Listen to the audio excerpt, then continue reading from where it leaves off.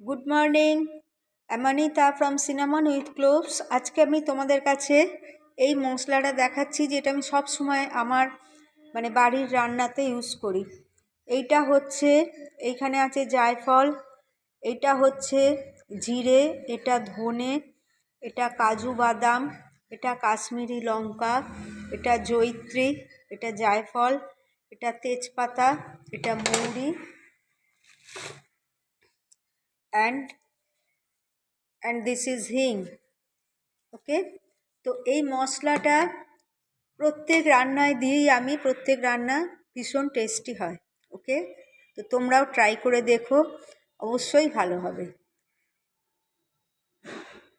এইটাকে dry roast করে তারপরে মিক্সিতে পেস্ট করে আমি রেখে দিই। Okay, take care and bye by.